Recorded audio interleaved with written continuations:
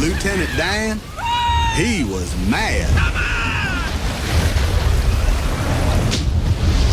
You call this a storm?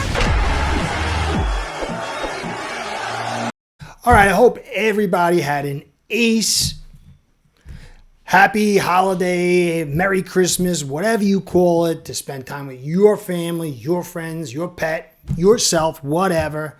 To have some peace and joy. I hope it was great. Mine was really good. I enjoyed it. I enjoyed it so much. I didn't touch football for a day and a half. So I'm back into it. Not going to do the live tonight. Still chilling out a little bit, trying to get de-stressed a little bit. And that's the key. I mean, a Christmas, a holiday, whatever, it's a time where you're not getting stressed out. The joy, silent night, all that stuff. It helps a ton with the way you think, the way you feel. And it's stress, outside stressors that are a deleterious effect. It's a weight on what you're doing, how you're capable. And it just really makes everything more difficult, whether it's your heart, your brain, the way you think, the way you do your job, and the way you play football. So this week, the Dolphins played the Browns, and a lot of people were concerned about the cold. And I'm in that group, but I think the cold is the least of the whole problems with bad environments for this team. I think the Dolphins will win. They have a really good shot, at least I should say. But wind and rain is way, way more difficult for the Dolphins than the cold. Cold is no good because it tests your depth. You hit somebody and you don't feel like doing it. You get cold on the sidelines. You're a little slower. It's hard to catch that football. But for the Dolphins, they like to run outside zone. They like to be agility and speed and throw the football. And rain and wind is way more difficult to get through in that style than the cold. All three together is a death sentence. So it's good news that we're not getting the cold. But if you go to NFL.com, it looks like it's going to be like 50 degrees, unseasonably warm. Very lucky for the Dolphins. But the wind is going to be 14 miles per hour, up to 15 through quarters 3 and 4. But the gusts are going to be 16 miles an hour. And they say definite rain, whatever that means. Is it drizzle? Is it heavy rain? Whatever it is, from drizzle on, it gets more and more difficult for both teams, but more so for the Dolphins. And I'm going to get into that. And we have to, it's very difficult as a guy who I think the world of. And I was talking about how, okay, look, you got the Dolphins, a run game, how they looked versus the 49ers. But when you extrapolate it out, it's not as effective in all the areas. And he said, projecting forward like that's a fool's errand. And in some ways, he's right, because you're taking clear evidence. I mean, not super clear. I mean, because everyone has different opinions, but you got this evidence and then you put it in this imaginary land of never happened. And you try to create this thing, this evaluation about what's we've never seen before. And so when you go back to prior games and you break it down, there's real value in that. But that's kind of like, 2020 hindsight. Looking forward, and that's what all evaluators do. They take this player and they put him in a framework he's never been in before, and they say he can do this. Defensive coordinators, offensive coordinators say, hey, look, we got this unit of guys and it's going into these conditions, and trust me, they're paying attention to conditions.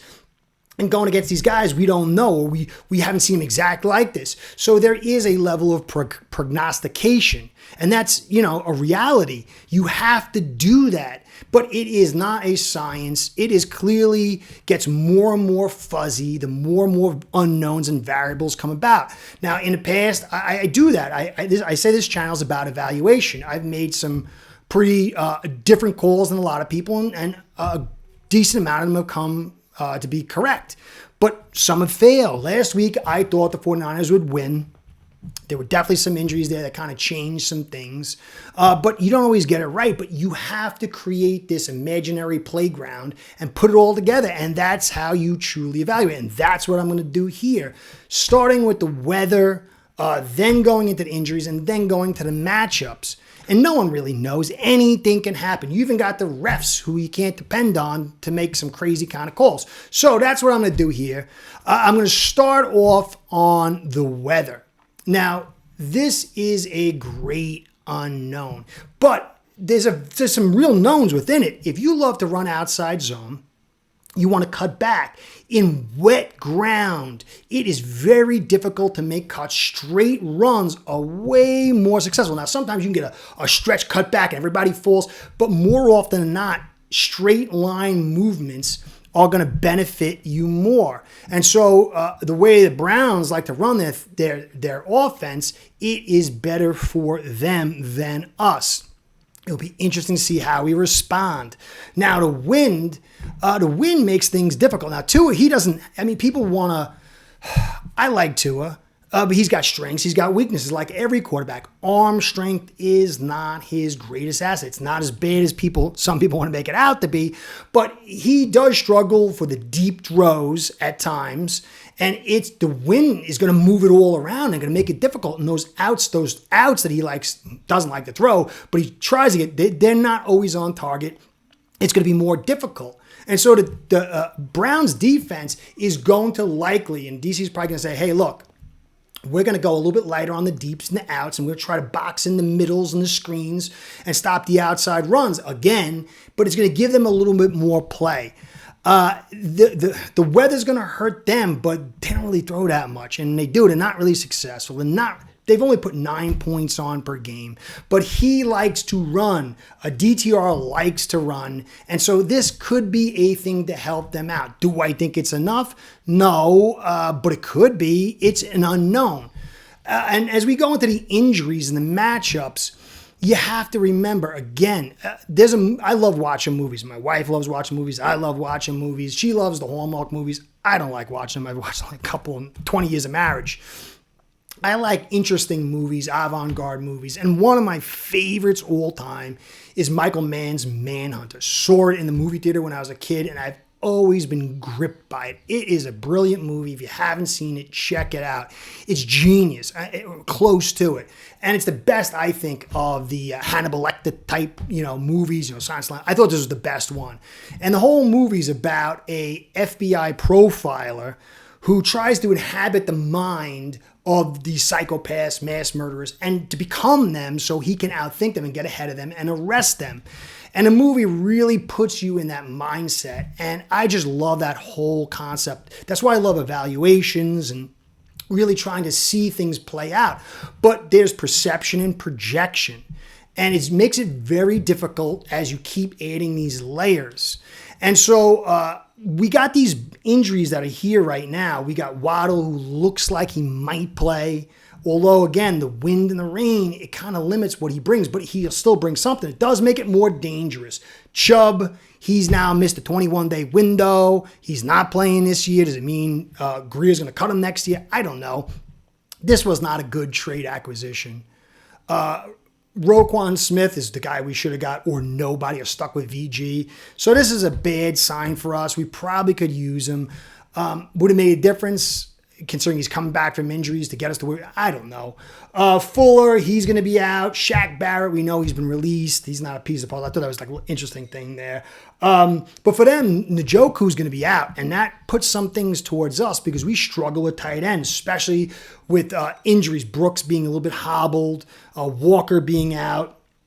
Duke Riley's going to be in. He struggles. He's a good player for us, guys, but he's not a guy you want long-term snaps for. You want him playing special teams and bit roles. So that's a little bit of a problem. Tehran hasn't practiced all week. He does that. But if you go back to 2022, when we played the Browns, he erased Garrett. I mean, he erased him. And it was the inside run game that broke things open for us.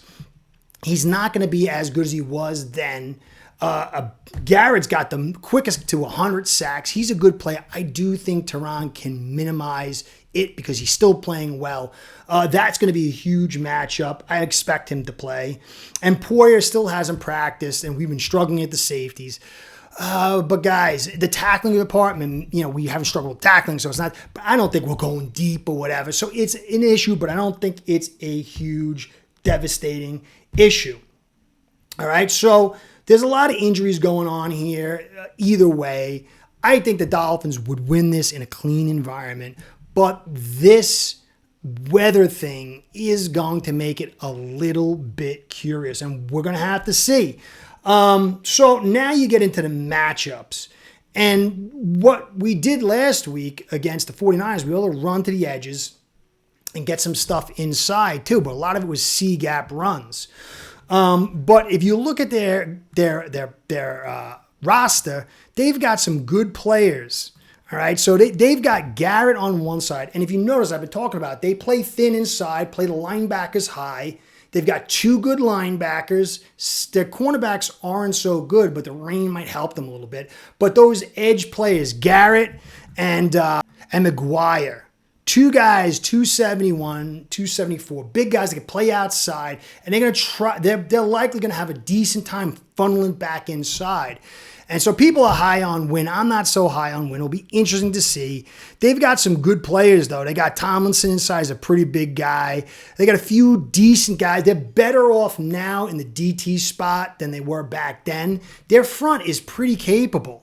They're not really stopping the run at super duper level, but I think it could challenge us a little bit, especially because they got Hicks and Bush. Bush is going to play. And having two good linebackers along with two good edge guys, and it's semi-solid inside, this is going to be a defensive game, definitely because of the rain and the weather.